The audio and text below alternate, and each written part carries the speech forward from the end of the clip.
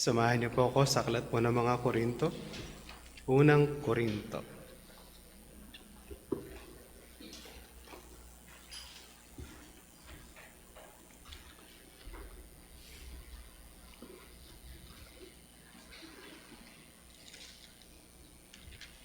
First Corinthians chapter 1.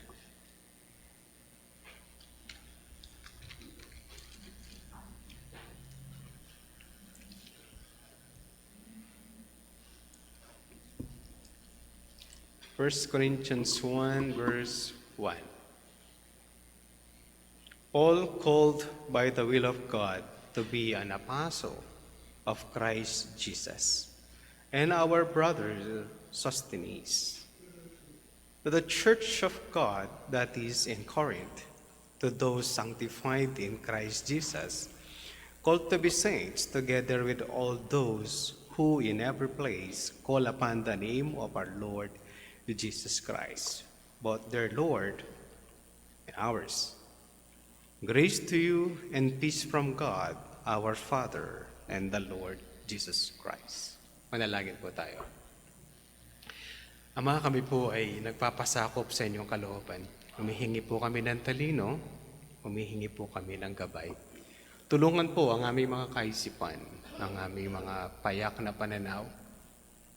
Palawakin po ito, magkaroon kami ng maliwanag na ideya sa inyong katotohanan at ma-enhance po kung alam na namin ang aming pag-aaralan, mapag-alab ulit ang aming mga puso sa aming mga pananaw, sa mga salita namin pong tutunghayan sa umagang ito.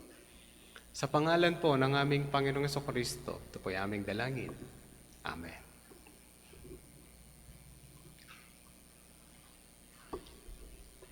Ang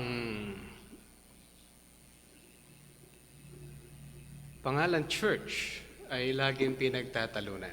Anong church? Yung iba ay ginawa nila itong pangalan kapag nakasulat daw sa Bible ang kanilang pangalan, like Iglesia ni Cristo. At gagamitin nila yung aklat po ng Roma. Nakasulat ba? Kahit saan po tayo anggulo pumunta, pag sinabing pangalan, we use capital. Pag sinabi nating pangalan siya ng isang simbahan, dapat lahat yon ay nauna niyang salita ay capital, like Iglesia ni Cristo. Kapag yun ay pangalan, it should be capital. Ang problema natin, nakalagay siya ng small letter, hindi siya capital, which means hindi ito pangalan. Yung iba, ang tawag nila sa simbahan o church ay place. Even us, magkita-kita tayo sa church. Ang ideya natin ay lugar o sambahan, kaya ang tawag natin ay church. Wala naman masyadong nagkakamali doon. Pag sinabi natin, we'll see in the church, sa church tayo magkita-kita, alam natin yung bahay pinagtitipunan. That's what we battle. Pero ano ang church? Ito ba ay isang pangalan? Ito ba ay why we need name para po sa isang simbahan? Pag-usapan natin mga kapatid. The introduction po sa ating pag-aaral ng Aklat ng Korinto. Muli po, yung unang tinalakay natin ay yung mga sumulat nito. Napag-usapan na po na natin ay ito ay si Pablo at tinawag ng Diyos para maging apostol ng ating Panginoong Jesucristo. At meron siyang isinamang pangalan na kasama niya sa pagsulat. Ang pangalan ay Sosthenes o Sosthenes. At kasama siya sa bibigay po ng ulat. Ngayon, pag-uusapan po natin ang recipient. Sino yung tumanggap o pinadalhan ng sulat? Tingnan po natin ang verse 2. Sabi niya, to the church of God that is in Corinth. Pansinin niyo po yung mga Bibles po ninyo, sa kanyang pagkakalagay ay small letter C. Hindi siya pangalan. Sa pagtinagalog niyo po yan, ang iglesia ng Diyos. May problema na naman, pangalan na naman, pastor, pangalan po yan. Sabi ng isa, Church of Christ. Sabi ng isa, ay Church of God. Dalawa na sila. At si Felix Manalo ay galing sa simbahang malaki dati ng pangalan ay Church of God. Kumopya siya at sa kanya ay Church of Christ. Wag po kayong magtaka. Sinasabi po yan ng mga miyembro po ng simbahan na Church of God ang pangalan ng kanilang simbahan. Parang hindi siya pangalan. Kung pansinin niyo mabuti, to the Church of God that is in Corinth. Hindi po siya pangalan. Sabi niya, to the Church of God that is in Corinth. Pag-usapan muna natin yung mga ibang detalye at bago po ako babagsak doon sa church. Next Sunday ko na po tatalakayin yung next line, verse 2. Kung mapapansin niyo po yung, to the Church of God that is in Corinth, ngayong Sunday po yan. Sa next Sunday, to those sanctified in Christ Jesus called to be saints, that will be taken up next Sunday. Balikan natin ang istorya ng Corinth. Ang Corinth, ang simbahan o Church of Corinth ay nabuo siya sa pangangaral ni Apostol Pablo sa kanyang mission in Europe. Nagbahagi siya ng kanyang salita ng Diyos. At isa sa mga naging mananampalataya ay si Sosthenes. Si Sosthenes ay isang leader ng isang sinagoga. Pag pinag-uusapan yung sinagoga, ito yung lugar na kung saan nagtitipon ang mga Hudyo. Specifically, kapag sinabi nating sinagoga, lugar ito na pinagtitipunan ng mga Hudyo kasi malayo sila dun sa lugar na tinatawag nating Temple of Jerusalem. Dahil malayo sila doon, ang gagawin nila para sila makapagtipon at makapag-aral ng salita ng Diyos, kapag may 10 lalaki na Hudyo sa isang lugar, gagawa sila ng sinagoga.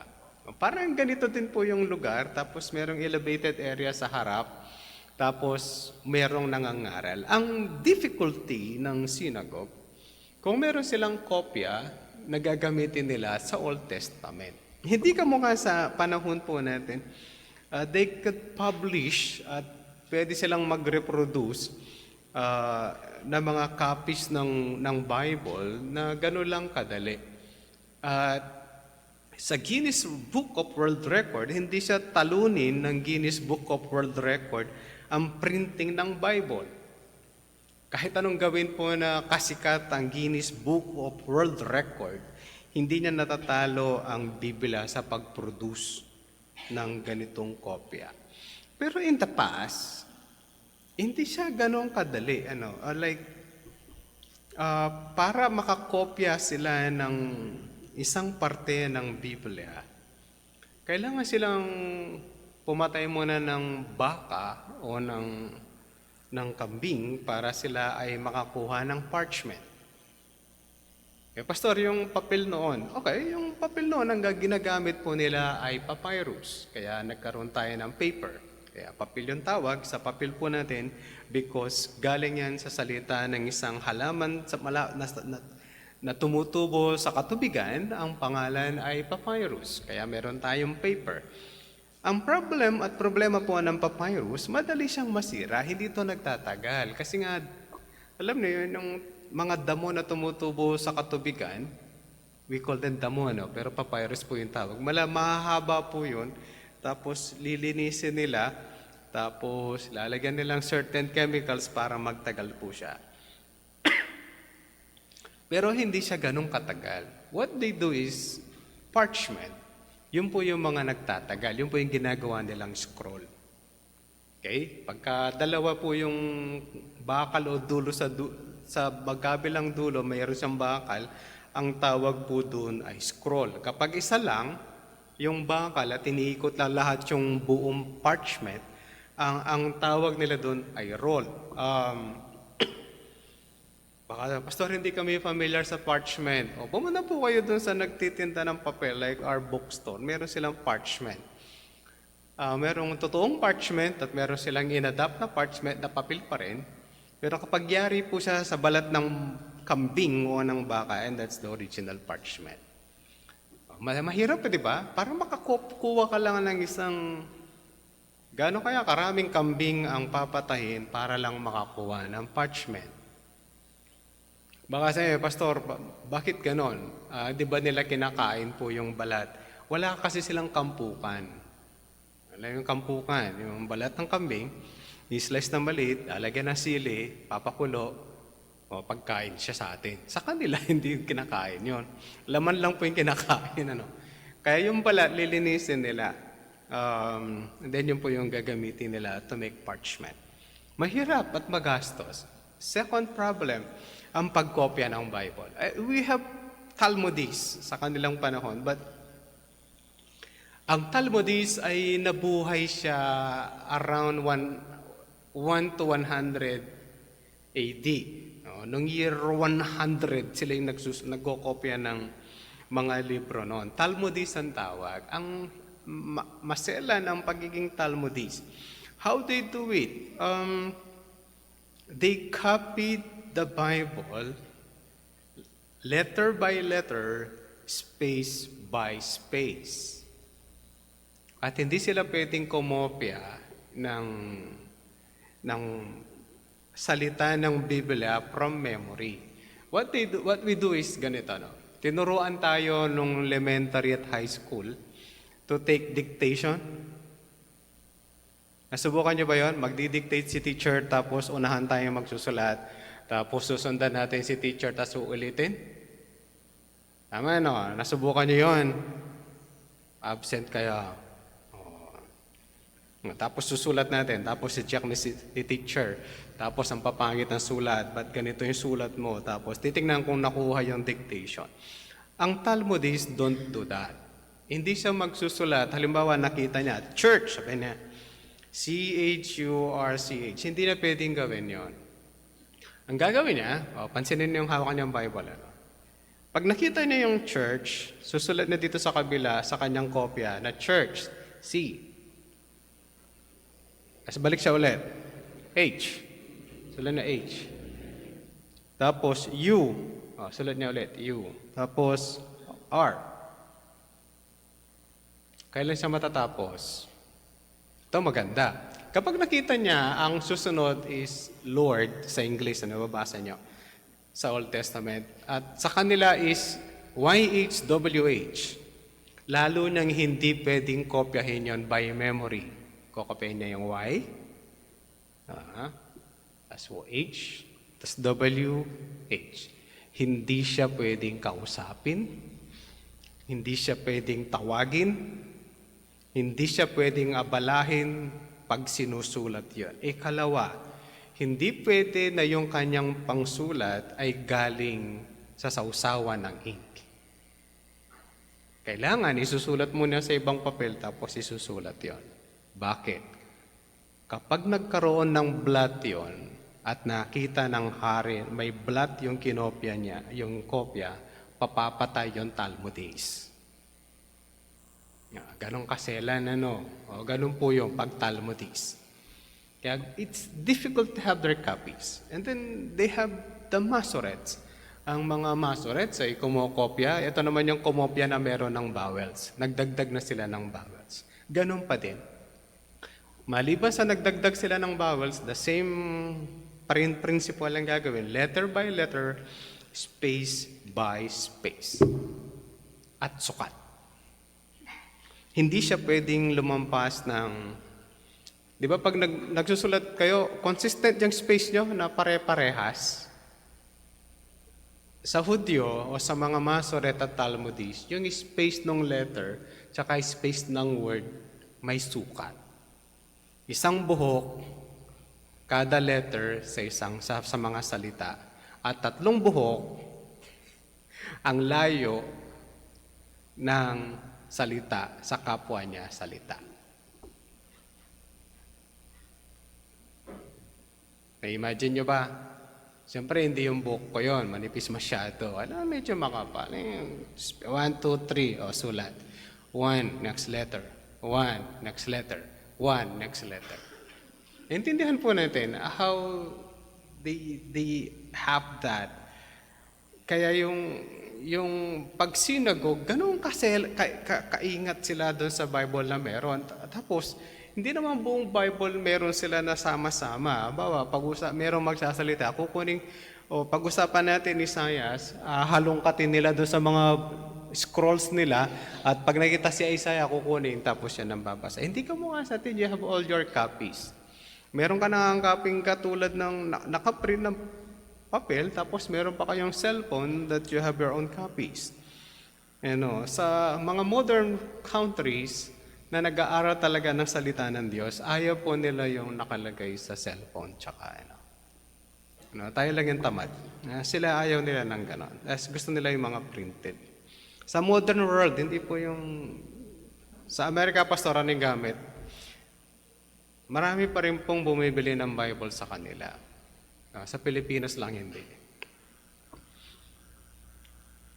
Ngayon, yun po yung synagogue.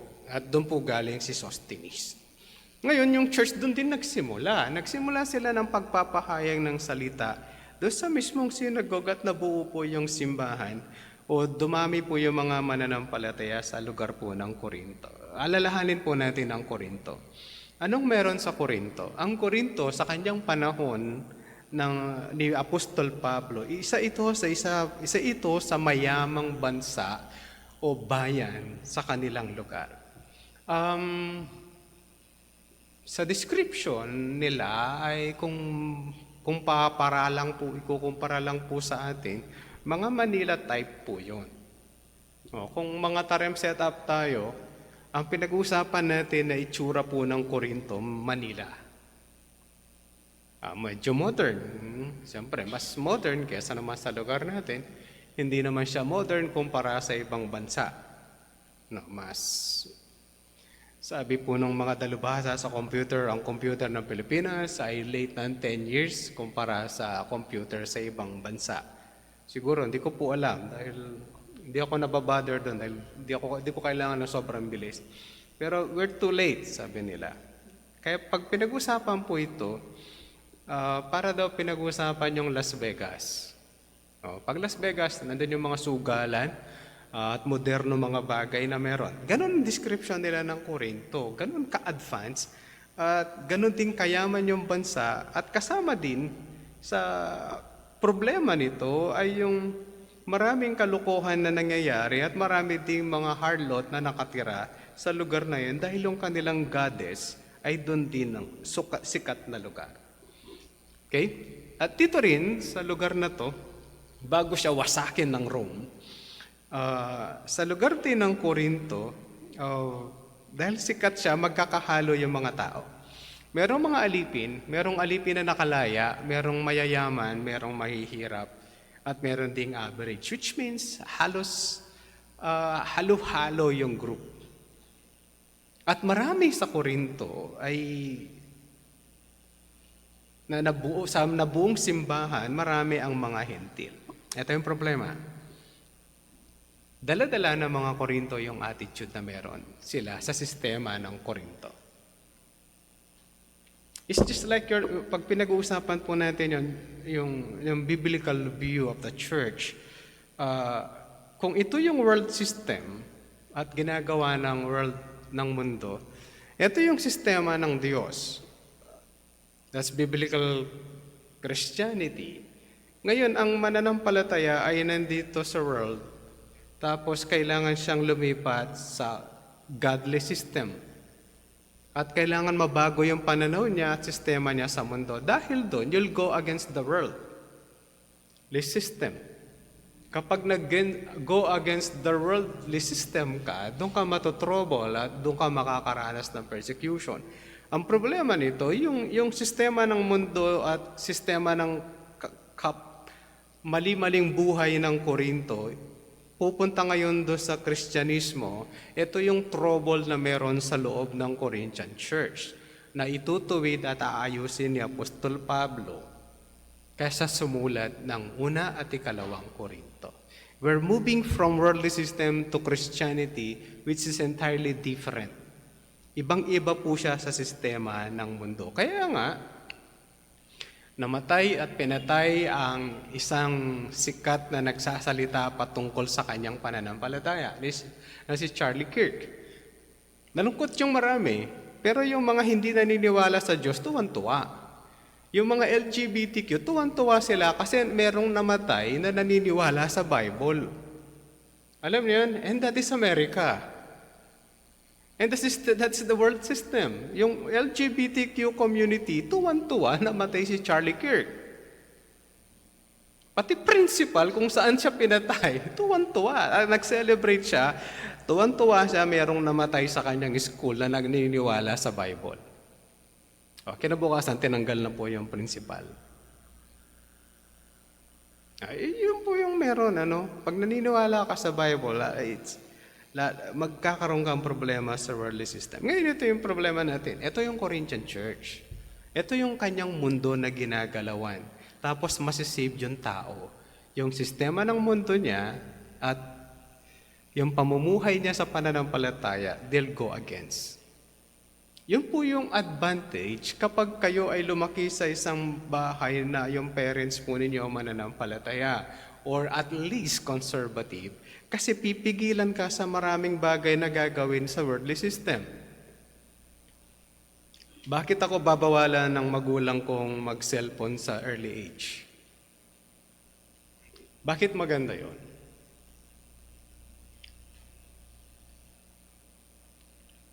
Alam niyo ba, sa kakapanood natin, pumupuro lang ating utak. Kasi hindi umaandar yung utak natin, hindi siya nag-iisip.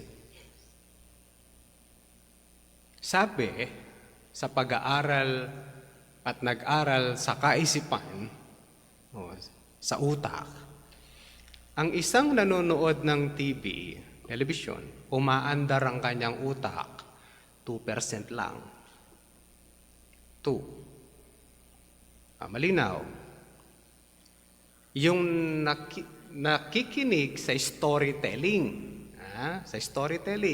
yung nakikinig sa storytelling, umaandar daw yung kanyang utak na 90 to 95%. Huwag kayong magtaka, bakit yung mga lolo natin at si uncle, bakit sila matatalino? Kasi nakikinig lang yun sa radyo. Bawa, nanonood po ng basketball yon. At ipinasa doon sa kanilang pinakamagaling at ipinasa doon sa kabila at na-shoot. Ini-imagine mo lahat paano umaandar. Pero pag nanonood ka, di ba? Ano ba? Pinakikinggan niyo yung volleyball ng Pilipinas, tapos sumiyak tayo lahat. Pagkatapos, natalo tayo. Alam niyo, panalo ka na. Tuwan-tuwa ako, tapos biglang may violation yung blocker. Tapos, imagine niyo how they do it in radio. At sinerve ng Iran. At na-receive ni Bagunas at pinalo. At, di ba? And your mind work. Nasaan ba siya? Saan siya?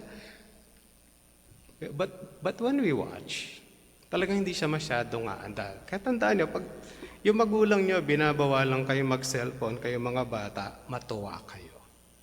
Pag hindi kayo binabawalan, malungkot kayo. Magiging bobo kayo. Magiging mahina o mapurol ang inyong kaisipan. Bakit wise men yung aking mga ninuno noon? Because they think. They imagine things and their brain works. Galing po ito sa isang study, Hindi po ito, pastor, inimbento mo yan. No. Hindi po. Galing po yun sa study. Yung mga bata, pag pinipigilan kayong mag-cellphone, pumayag kayo. Para sa inyo po yun. Isa pa, worldly system. Ang pagkakaroon ng Facebook account ng bata before 18 ay illegal. Unang tanong ng Facebook, are you 18? Papalitan natin, di ba? Dadayain natin. Ikaw ay naipanganak noong 1941. technically speaking, wala dapat bata na may Facebook account before age 18. Illegal yan kay Meta. Tandaan niyo po yun.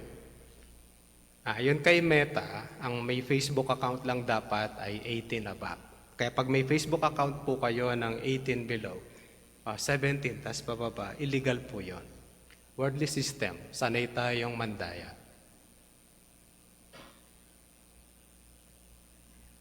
Ngayon, pag sinabi mo yun, magagalit lahat sa'yo. Minsan tatanungin ka pa ng iba, ba't wala ka pang ganyan? Ano ka ba? Wala ka bang crush? Tanungin niyo po yung magulang ninyo na malapit sa edad ko kung pinag-uusapan yung crush. Hindi. Ngayon, grade 1 lang, kikilig-kilig na sila. Hindi pa grade 1, gusto nila kinikilig. May boyfriend na siya. Oo, crush niya. Pag nag-asawa ng 12 years old yun, huwag ka na magtaka. Pasimuno kang magulang eh. Tama ba? No, ano pinag-uusapan, mamaya alas 6, patintero tayo ha. Maganda pagtakip silim na gagawin yun. Mga kapatid, this is the church, yung system. Kayong Corinth, ito yung problema niya, which is, we also have same problem, di ba? Ito yung problema po natin. Ngayon, ito maganda. Church yun. With some worldly system inside, siya ay church. Ibig sabihin yung sistemang ito, nang mayroon ka, nung maging Christian ka, kasama to sa mga binabago po ng Diyos. Kaya nga yun, church, meron siyang iba't ibang mga tawag. Una, ang church, mga kapatid, ay tinatawag na pinagsamang dalawang salita na ekkaleo. Ang kanyang salita, ang pagpinagsama ay ecclesia. Kaya pag tinatagalog po yung ecclesia, ay sa Tagalog ay nagiging iglesia. Ano ang iglesia? Ang iglesia o ecclesia, ang kanyang pakahulugan ay nagsama-sama. Tinawag na magsama-sama. Yun po yung kanyang pakahulugan. Magkakasama-sama sila. Yun po yung ibig sabihin po ng church. Assemblia. Tinawag na assemblia. Halimbawa, merong magtitipon, meron po mga magtitipon ngayon sa iba't ibang plaswela o iba't ibang lugar sa Pilipinas. Kasi sila ay magrarally. Familiar kayo? September 21, they will do rally anti-corruption. Yung pagtitipon na yon, ang tawag po ay ecclesia sa Greek. Kapag kayo ay nandun at flag ceremony at kayo lahat ay nakatayo, siyempre, nag-flag ceremony na tayo lahat. Kapag nandun ka, ang tawag po doon ay ecclesia. Kapag nag-meeting ang mga teachers, ang tawag doon ay ecclesia. Kapag kayo ay nasa isang classroom at magmi-meeting kayo at mag-aaral kayo at doon kayo for a gathering, ecclesia ang tawag doon. Iglesia ang tawag. Assemblia lang naman ang ibig niya sabihin. Kaya pag sinabi natin church, gathering po yun. Anong pinagkaiba ngayon? Gathering lang pala, pastor. Yun yung church. O diyan, gathering lang siya. Totoo naman, ang pinagkaiba po ng church, ito ay, which ginagamit na natin na church, ang pinagkaiba niya, yung mga tao dito na magtitipon, hindi sila magtitipon for a certain meeting. Hindi sila magtitipon kasi may magrarally sila. Ang mga kasama doon sa church ay magtitipon kasi sila ay sasamba sa Diyos. Yun po yung pinagkaiba ng church. Kaya para nadidefine na natin yung assemblia, instead of using assembly, ang ginagamit po ay church para magkaroon lang siya ng distinction. Naintindihan po natin. Pero sa kanyang pinakapinagmulang salita, ang ibig lang sabihin ng church ay assembly. Ngayon, ang pinagkaiba, kasi sasamba po ito sa Diyos. At minsan, tinatanaw ng iba na ang iglesia ay isang building. At samahan niyo po ako sandali. Ephesians chapter 2.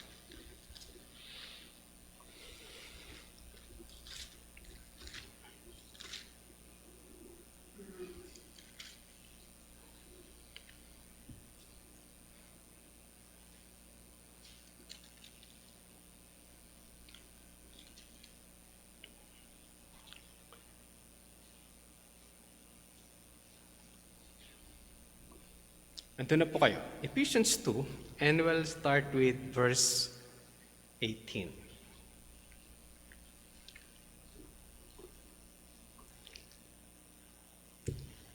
Sabi po ng verse 18 ng Ephesians 2, "For through Him we both have access in one Spirit to the Father. So then, we are no longer strangers and aliens, but we are fellow citizens with the saints and members of the household of God, built on the foundation of the apostles and prophets, Christ Jesus Himself being the cornerstone." Pag sinabi natin cornerstone, o pag sinabi ng Bible na cornerstone, pag gumagawa po ng building ang mga Hudyo, yung cornerstone, ito po yung sobra na yata, pinakamahalagang bato na kanilang ilalagay. No, so bakit bato? Wala pang simento nun. No, bato lang po na pinagpapatong-patong at nakasukat tapos ilalagay. No wonder yung mga building po noon, hindi yun yung merong iba't ibang mga sukat yung bato, pero kapag inilatag po nila, alam niyo po, lapat-lapat. Yun po yung kagandahan ng mga building noon. Ngayon yung cornerstone, siya po yung pinaka-basis ng buong building. Pag nilagay po yun, lahat ng bato na ilalatag ay nakabase doon sa cornerstone. Pag cornerstone, kung ito po yung pinag-uusapan, nandun po sa sulok na yon, yung cornerstone. Lahat ng ilalatag sa buong building na gagawin, nakabase doon. Ang simbahan ay tinatawag na building is being built up from the cornerstone. At si Jesus Christ daw yung cornerstone. Ibig sabihin, yung mga mananampalataya o church ay tinatawag na building. Yung mga tao ay tinatawag na building, not the physical building. Bagkus yung mga tao. Kasi nga si Jesus Christ ang cornerstone. Siyang simula ng building. At lahat ng may isasali ng mga tao na may pananampalataya, sabi niya dito, is members of the household. Ito yung mga tao na kabahagi ng simbahan. Ang idea is building. Minsan, pag pinag-uusapan po natin ng simbahan, ang ideya po nito ay temple. 1 Corinthians chapter 3.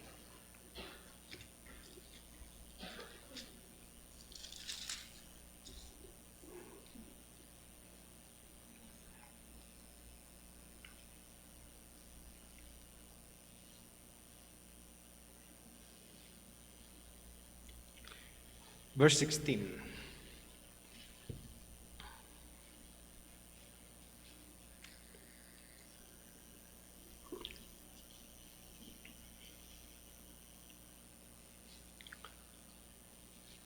Unang Korinto chapter 3 verse 16, ganito po yung nakalagay hanggang verse 17.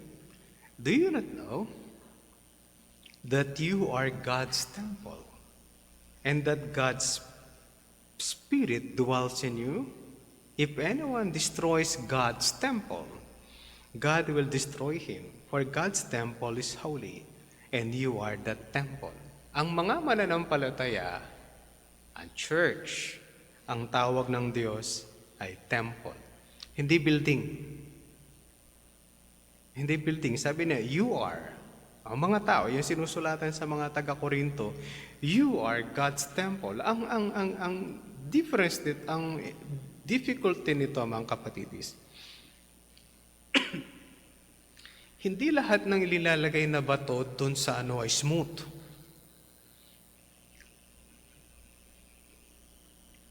Hindi po lahat ng bato na nilalagay sa building ay smooth.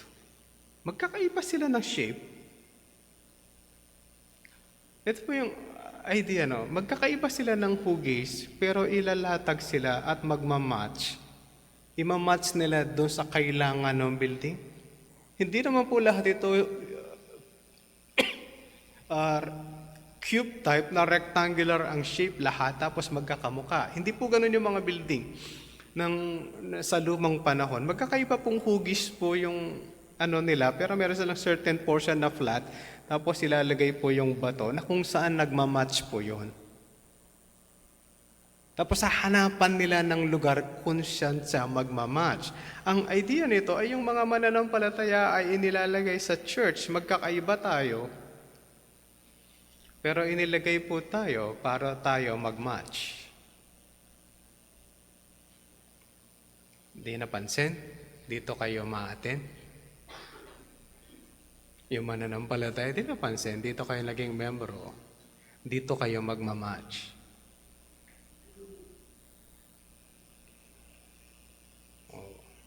Pastor, sana sa Amerika na lang ako nailagay. Hindi ka match doon. Kaming ka-match mo eh. Alam niyo yun? Minsan parang, basta magkakaiba tayo. Yan kayo maganda doon eh. Magkakaiba tayo, pero match pa rin. Can you imagine yung differences ng mga tao sa loob sa church? Magkakaiba yung stone, but they match. At iniligay ng Diyos yung tao kung saan siya magmamatch na church. At tayo, bago ko makalimutan, kabahagi po tayo ng isang malaking simbahan. Hindi po tayo isang church tapos hiwalay ka sa iba, wala ka ng kasama ka lang, isa ka lang sa malaking simbahan ng Diyos. Yung mananampalataya at yung templo ay tinatawag na simbahan o templo ng Diyos. Pag sinabing templo ng Diyos, where God dwell. At doon dumarating yung presensya niya kapag nagtitipon ang mga mananampalataya. Minsan naman, ang simbahan ay tinatawag na katawan. Ephesians 1. Aklat po ng Efeso chapter 1, verse 22.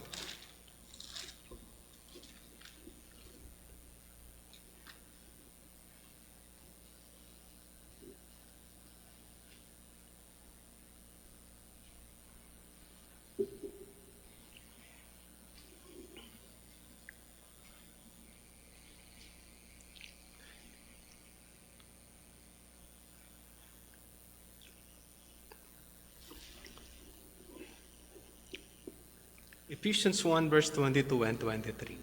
And he put all things under his feet and gave him as head over all things to the church. Jesus Christ po yung head. 23. Which is his body, the fullness of him who fills all in all. Si Jesus Christ ang head at yung church ang body, which means Jesus Christ has the supremacy sa simbahan at siya ang pinuno ng simbahan. At ang simbahan ay tinatawag na katawan ng Diyos. Magkaiba po yan sa Lord's Supper, Body of Christ. Ang description ng Bible patungkol sa simbahan ay tinatawag na katawan ng ating Panginoong Jesucristo. Ephesians pa rin, chapter 5, verse 25.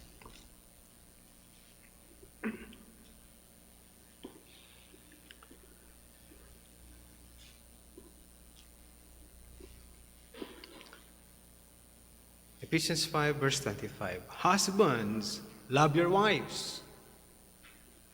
Yung husband at yung asawa niya ay bride. As Christ loved the church. Ang simbahan ay bride of Christ and gave himself up for her. Ganun po yung simbahan. Ang simbahan ay hindi lang katawan ni Kristo, asawa niya to, o bride. And then sa 1 John chapter 3,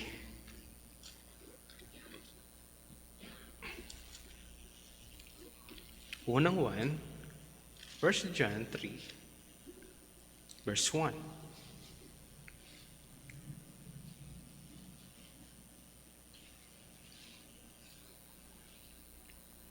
Ang mga mananampalataya ng Diyos, ito po yung nakalagay sa verse 1. See that what kind of love the Father has given us, that we should be called children of God. And so we are. The reason why the world does not know us is that it did not know Him. Mga kapatid, ang idea ng church is a family. Kaya nga, kung tutuloy pa natin yung verses, ang beloved, we are God's children. Pamilya ng Diyos. Kapag pinag-uusapan po natin ang church, we're talking of a family. Hindi ito isang membership as being part ka ng church. Pamilya po ito which we struggle.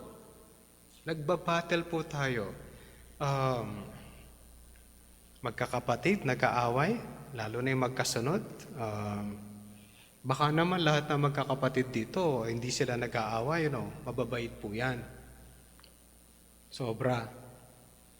Hindi nyo nakakaaway kapatid niya minsan. Madalas. Lalo na daw magkasunod. O kaya kapag solo ka, magulang mo lang kaaway mo. Kasi wala kang makaaway na kapatid. Pero tingnan niyo po to. Kapag ba nag-away yung magkakapatid, sige, nag-away tayo, diyan ka na, maghahanap na ako sa sarili kong bahay. Ganun ba tayo?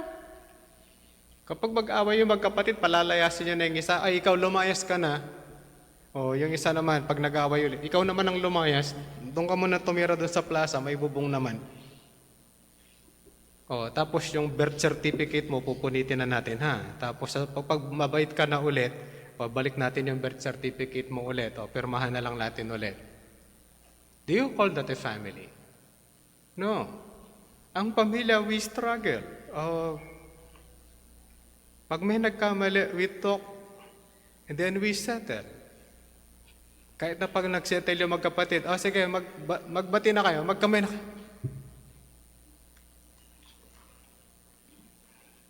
Bati na ulit. Bukas bati ulit yun. Kinabukasan, away ulit. Ganun naman ulit. Magbati na.